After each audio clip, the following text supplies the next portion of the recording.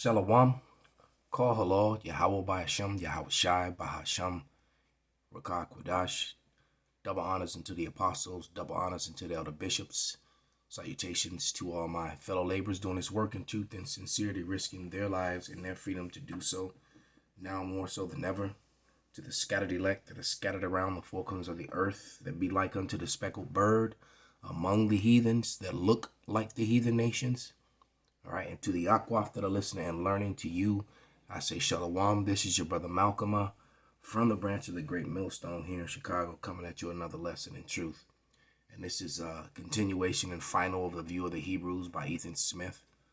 I did the first part maybe about 3 or 4 days ago, and other topics came up, and and doing uploading videos to my other channels and to TikTok. And so I'm back around to it through the spirit and power of Yahweh Bashem Yahweh Shai. Just going to finish it out. And, I'm going to start on this book. Was originally printed in 1825. And there were books on this subject matter, in the 1700s and the 1600s. If I'm not mistaken, if I remember correctly, James Adair lived among the Gadites,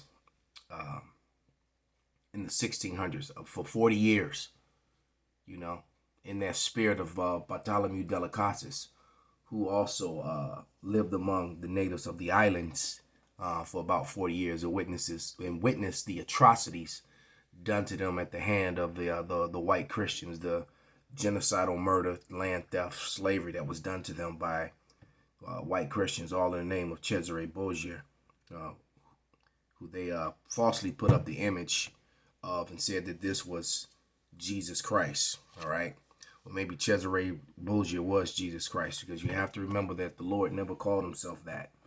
You don't change the proper nouns don't change. And most men watch sports, and when you're watching a sports channel, if you just click on a Japanese or a Chinese or Indonesian sports channel, and they'll be commentating on the sports, and when it comes to an American athlete, they'll say their name in their language. They don't translate it to something else, and then they go right back to speaking that language. There's no difference in the Bible. So there's a reason why they, when I say they, I'm speaking of the wicked, put certain words in places and change, like they put Easter where they know when it said Passover. They put Christ where it said Hamashiach. They put Jesus where it said Yahweh Shai. They put Lord in all capitals where it said Yahweh. All right. So that was not done accidentally. That was done on purpose. All right. Because in the same way that these, if you can see if you can get a little light on it. Well, actually, if I could make it bigger, I wanted the page to look different from the first video, but still profile the same book. But you can see the Assyrian script Hebrew. That was one of the relics found here in America, proving that they were in the Assyrian captivity. All right. But they brought that relic with them, all right, on this arrowhead. But you also will notice that when they got here to the Americas, they began to write in the Phoenician style Hebrew again, because this was the language of that they were in slavery and captivity. This was forced upon them. And as I point out, you had different rabbis that were involved in a lot of these books that were written, and they were claiming to be the people of the Lord, but the writing that was being brought before them was the Phoenician or the Paleo Hebrew. And I can't help but continue to drive the fact that the kingdom of Judah, they never were in the Assyrian captivity. Therefore, they never were writing in this form of Hebrew. The house of David was using the Phoenician or the Paleo Hebrew. All right. So that's just further evidence of the fraud that has been committed, the identity theft that has been done by these Edomites by claiming to be the people of the Lord. All right. Okay. So we're going to go to page Uh, as a matter of fact, let me open with a scripture before I start reading the book. All right. And I'll read this one. It's written on a piece of paper in front of me from a lesson that's probably done months ago, but the paper is still, it's a bunch of notes scribbled on that paper. And as I was reading that, I looked up and saw it. So let's go ahead and read it. This is 2 Ezra 6, 27. And it reads, "For evil shall be put out, and deceit shall be quenched." All right. "As for faith, it shall flourish, corruption shall be overcome, and the truth which have been so long without fruit shall be declared." And the truth is being declared. All right. And like it says in Galatians 4:16, "Am I therefore become your enemy because I tell you the truth?" So we speak the truth and they get mad, and Dr. Brown is so offended that we call them the Edomites. But all the evidence in the Bible and in the history books and in their own books, especially among the Jewish Targums, the writings that were written, by these Jewish scholars, and a lot of their books, including the Jewish encyclopedia, tells you that modern day Jewry is Edom, and they also tell you that the Romans were Edomites. So you get mad. That's sorry. Well, actually, not sorry. It is what it is, man. All right. So let's go to page 89, and I'll just begin to read, because pages 89 through actually through 108. So I'm gonna read to about 93. All right, because I haven't even read 94 through 108, because those are the hardcore physical evidences that were left, and that these doctors like Dr. Edwards, Mr. Adair, these guys were left behind. But paragraph 2, page 89. "The language appears clearly to have been Hebrew. In this, Dr. Edwards and Mr. Brown and others were agreed. Dr. Edwards, having a good acquaintance with their language, gave his reason for believing them to have been the original Hebrew, that it to have been original Hebrew. Both B remarks are found without prepositions and are formed with prefixes and suffixes, a thing probably known to no other language." All right. And he shows not only the word, but the construction of the phrases, and both have been the same. Their pronouns as well as their nouns, Dr. Edwards' remarks, are manifestly from the Hebrew. Mr. Adair is confident of the fact that their language is Hebrew, and their iconic, bold, and commanding figures of speech, he notes, exactly agreeing with the genius of Hebrew language. He says after living 40 years among them, he obtained such knowledge of Hebrew idiom of their language that he viewed the event of their having for more than two millenaries, and without the aid of literature preserved their Hebrew language so pure, be but little short of a miracle. So what he's saying is that it was beyond obvious that they were speaking Hebrew, and it was pretty well preserved for being separated from their writings and their tablets, and and everything of that nature. But just the way it was passed down. All right, you got to also have to remember and take into the account that they spent that time in the Assyrian captivity, so that influence was on them as well, which is why some things may have differed a little bit. All right, it says because the Assyrians also were Hebrew, but they spoke a different dialect. Same as Moab, same as Ammon. All right, they were also Hebrew nation. Same as Elam, same as Ishmael, same as Esau. So everyone's going to have a different, and once they separated, the languages begin to grow and develop and change with accents and things of that nature. All right, but it says relative to the Hebrewism of their figures, Mr. Adair gives the following assistance from the address of the captain of his warriors going into battle. "I know that your guns are burning in your hands, your tomahawks are thirsting to drink the blood of your enemies." Oh, how they are. Just turn to page 90. It says a table of words and phrases furnished by document by Doc Boudinot.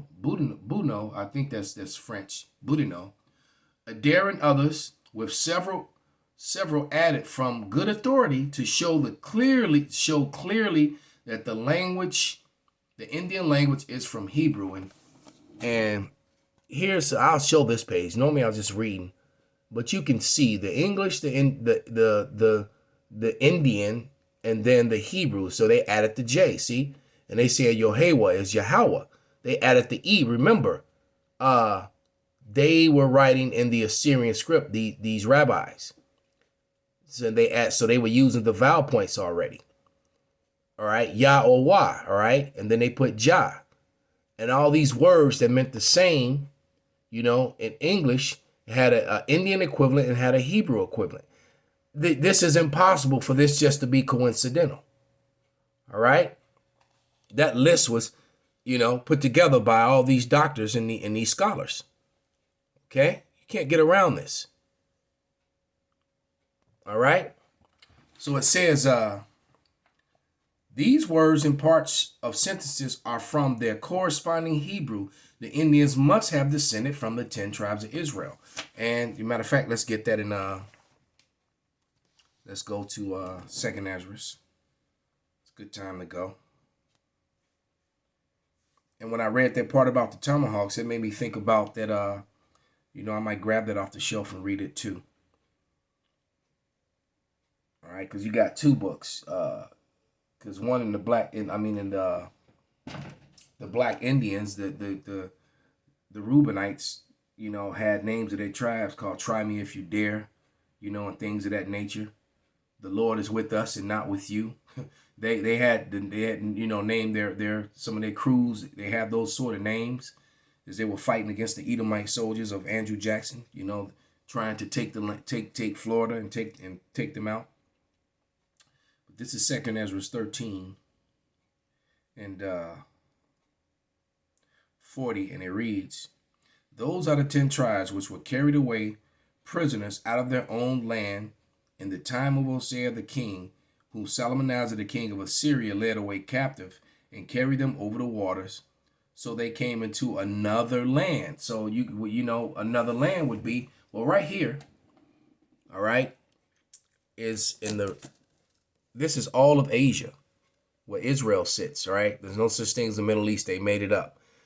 Israel is the most western portion. Africa's right next door. That's Northeast Africa, and then the beginning of Asia. Ye men of Asia. All right, that term Black Asiatic man. So Asia goes all the way over to end of Russia, all the way up to the Bering Straits, over to Japan. All right, now.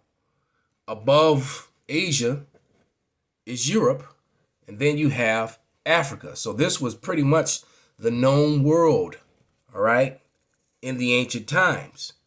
On this particular map, the one part of the world that no one had been to, were dwelling in, because the Israelites had been there, and the Hamites had been there.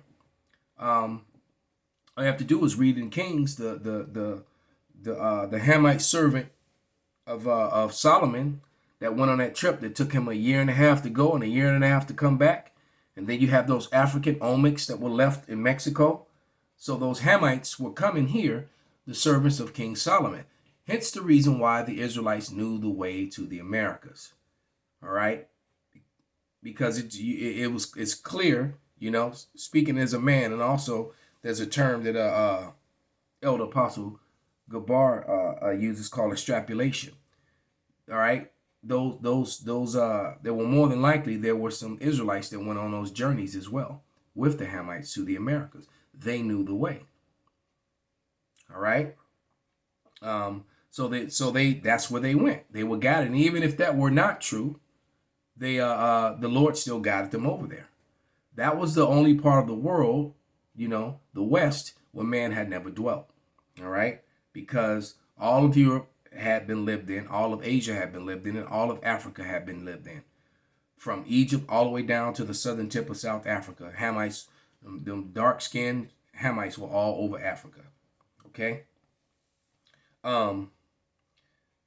So back in 2nd Ezra 13 and 40, it says, "Those are the 10 tribes which were carried away prisoners out of their own land in the time of Hosea the king, who Salmanasar the king of Assyria led away captive, and he carried them over the waters, and so they came into another land. But they took counsel among themselves that they would leave the multitude of the heathen and go forth into a further country which never mankind dwelt." And that would be the Americas. All right. Man had to come over here, but no man had dwelt here. And that's why, and so they create this story behind Cristobal Colon, who the world has been lied to. They're giving him the false name of Christopher Columbus. Christopher Columbus, he used the book of Ezra and the book of Isaiah to basically to follow and find the Israelites. He was not looking for India. He came over here to find the gold that was being brought back from the Americas to build the temples and build up the Israelites' wealth in Solomon's temple. They knew that it existed, and they knew that those people came over here. That was the real reason they came. Point blank, period. And then they immediately started a transatlantic slave trade with those people. All right, when they came. Not to mention the slaves that were taken at the fall of Granada and Spain. Well, Portugal is a part of Spain, but when Portugal fell, when Granada fell, when Portugal and Spain fell, and the Moors, because the Moors and the Morenos, who were the crypto Jews, many of them went into captivity.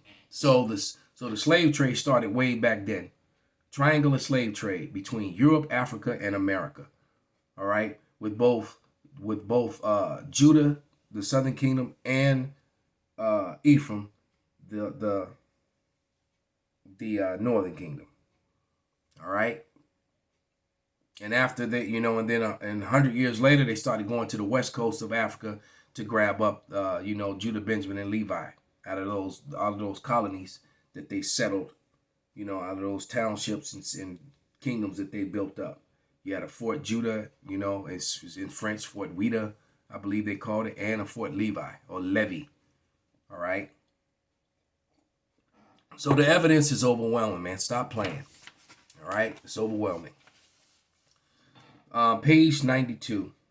Dr. Boudinot assures us that he himself attended the Indian religious dance. He says they danced around and then they danced one round and then a second round singing how till they finished the round. Then they gave us a third round of striking up to lay, right, which is la. On the next round, the words lu, dancing with all their might. During the fifth round, sung ya. All right, then joined a lively, joyful chorus and sung hallelujah, but we know they said hallelujah,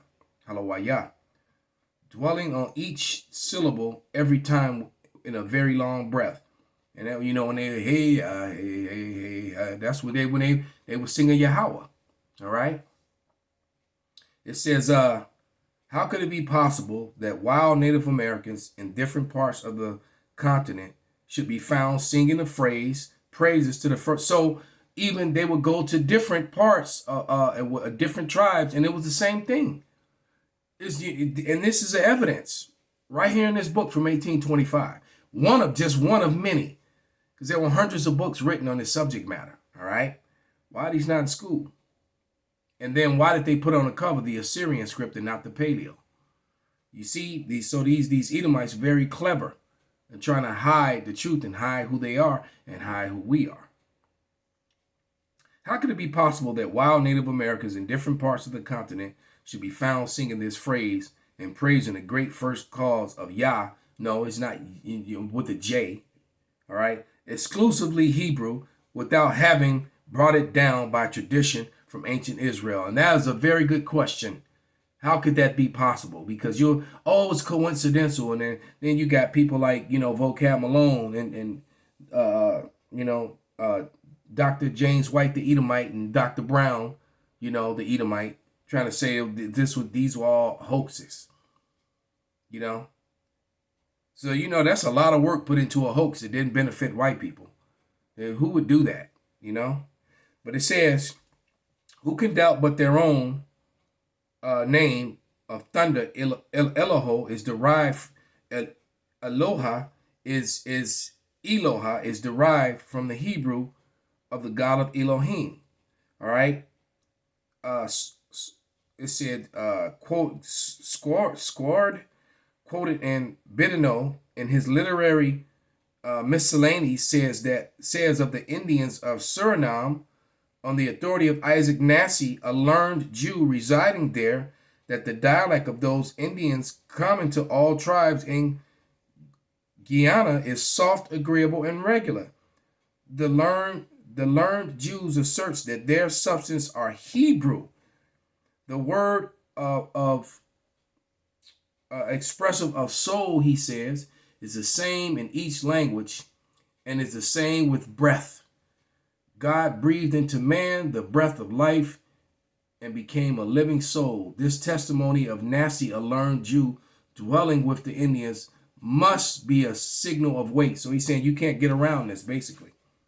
All right. And then once again, I quote, the reason why the Jewish use the Assyrian slave, which the slave form of Hebrew is this form right here, is because all these books were written around the time that they were declaring that they were the actual, people. When the Jewish people began to claim that they were the actual bloodline people and not converts.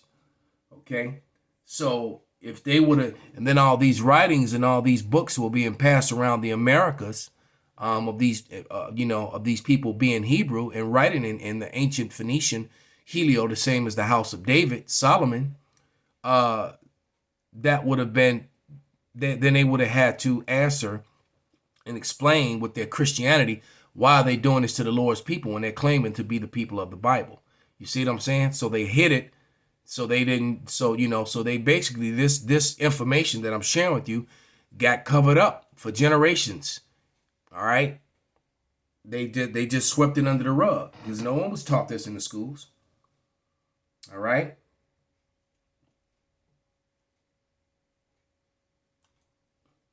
So continuing on, page 93. Governor Hutchinson observed that many people at the time, the first settlements in New England, pleased themselves with conjecture, and the Indians in America are descendants of the 10 tribes of Israel. All right. Reverend Salmon Sewall, the vice president, and Vice President Willer, and others, Governor Hutchinson expresses his doubt upon the subject. See, because they didn't want to be, they were putting power in the land that they had stolen from the people of the Lord, which they knew they were, but didn't want to acknowledge it. All right. The subject account of this missionary of the language of the natives of Massachusetts to Hebrew. This is shown to be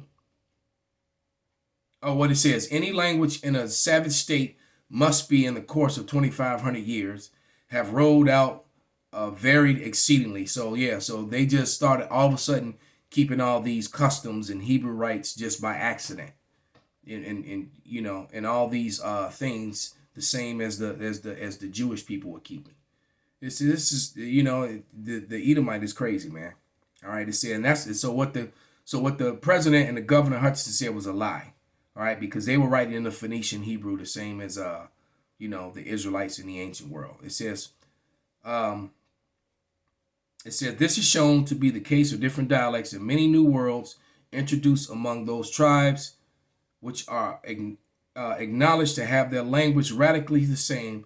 The following facts are enough answer to every objection on this ground. The Indians had no written language, hence the English scholar could not see the spelling of the root of any word, and they did have a written language. They were writing in the Phoenician Hebrew. That's a lie. And the guttural pronunciation of the natives was such as to make the Hebrew word that might be still retained appear a different word, especially to those who are looking for no Hebrew language among them. And to prove that's why the Lord left the scriptures behind.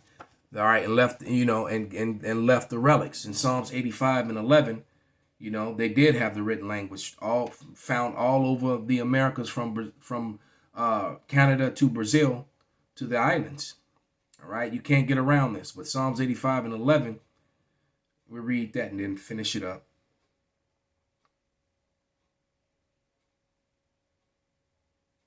And it reads,